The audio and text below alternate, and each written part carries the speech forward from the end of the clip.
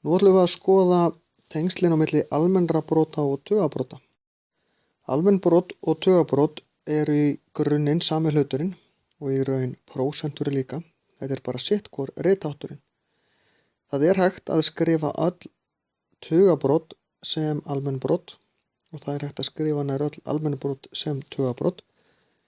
En það eru til almenn brot sem eru ekki endanleg tugabrot. Við ætlum að skoða þetta nánar á eftir. Það sem við gerum þegar við förum að skrá almenn brot sem tugabrot,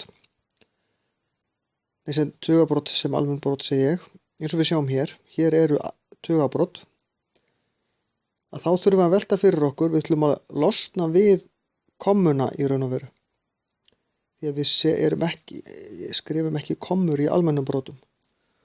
Og þá þarf ég að velta fyrir mér með hvaða tölu þarf ég að margfalda 1,2 til þess að losna við kommuna.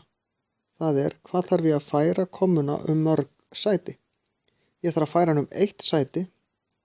Það þýðir ég þarf að margfalda með 10. Og þá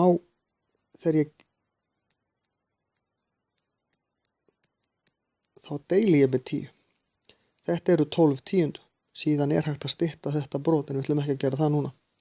Sama hér, hvað þarf ég að færa kommunu mörg sæti? Ég þarf að færa hann 2 sæti. Það þýðir ég deili með skrifa töluna án kommunar. Svo deili ég með tölu sem hefur jafn mörg 0 og ég færði kommuna með hvaða tölu þarf ég að margfalda til þess að koma kommun í burtu. Það er talan sem ég deili með. 1, 2, 3, 4, hér eru 1, 2, 3, 1, 2, 3. Og sama hérna síðast, 1, 2, 3, 4, 5, 1, 2, 3, 4, 1, 2, 3, 4. Skrifa alltaf jafn mörg 0 og ég færði kommuna Það er sama hér, 0,13. Þá þarf ég að færa kommun 2 sæti.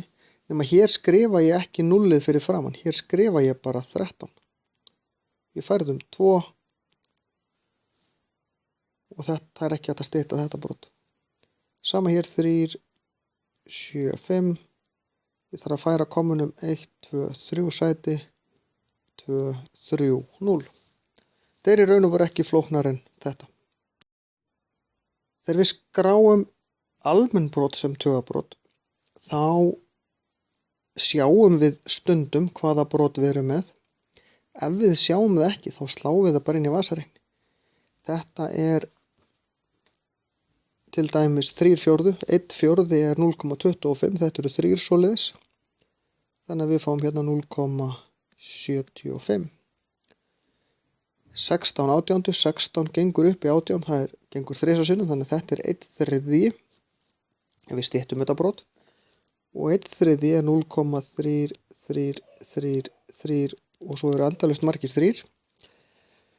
Þetta myndum við svona alla jafna skrifa bara sem 0,33, námunda bara, en þetta tugabrot er endalaust.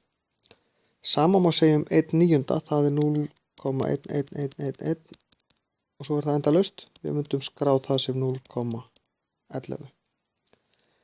Síðan er til eitthvað sem heita lotubundin tugabrot, eins og þetta síðasta hérna. Þegar við sláum inn 3 deilt í 11, þá fáum við 0,27277 eins oft og glugginn á vasareikninu leyfir okkur. Við myndum námunda þetta líka sem 0,27. En við þurfum líka þess að velta fyrir okkur hver er lotan hérna. Þið sjáum að 27 er endurtekið aftur og aftur.